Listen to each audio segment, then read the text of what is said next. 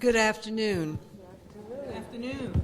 I'm Vivian Pinn, the former director until a few months ago of the National Institutes of Health Office of Research on Women's Health, but I think more importantly, one who has worked with the Black Women's Health Project and more recently the National Black Women's Health Imperative over the years in conjunction with and in addition to my activities formerly as a physician and as a research administrator. So having gotten much inspiration from Billy Avery, the founder of this group, and from Eleanor and all of those who are active today, I'm really honored to be here to help moderate and help us present to you this wonderful book. I think you've all seen it, and I have a few prepared remarks, but I think the book speaks for itself. We really, at this time in our lives, and that means the lifespan, because we have women here across the lifespan here, from the very young to those of us who are a little more mature, and we all need to think about our health, and not just our health, but wellness. How do we keep well? What is wellness, and what does wellness involve? And when we think about lifespan issues across the lifespan, we also want to make sure we are including what we have come to recognize is important and what has been stressed over the past 20 years, which is women's health is a little bit more than just reproductive health during our reproductive years, but that total body concept, and it's both mind and spirit and physical biology of our bodies.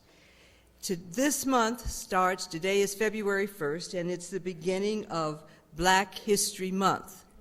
But it also is another wonderful day, and I think the fact that we started with a little bit of rain early this morning, but now we have wonderful sunshine outside, should really serve as a symbol for what this book and what you're going to hear about represents. We want to bring sunshine into our lives as we introduce this wonderful, groundbreaking resource, Health First, the Black Women's Wellness Guide. Now, I can tell you from my position, there are lots of books on women's health, there are lots of encyclopedias on women's health, there are lots of publications on women's health, but to get a book,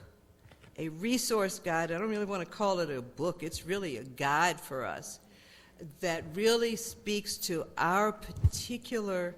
needs and our particular customs and the things that really relate to us and our communities is unique and is very important.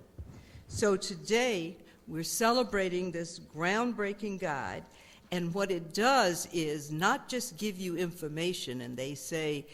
knowledge is power, but I had someone to correct me on that when I used to use that in my speeches, who said, Vivian, remember, knowledge isn't power if you don't act on it. So today, in conjunction with the introduction of this new resource, we are going to hear about how this resource guide can help all of us commit to taking that action that can preserve our health and help us to keep wellness in our lives. Now, we know that all of us, if you look at the history, it's Black History Month, think about history, and yes, we have mostly black men who are written about as part of our pioneer history, but look at the legacy of black women over the years, and they're always feted and discussed for what they've done for everyone else. But remember, we can't do for everyone else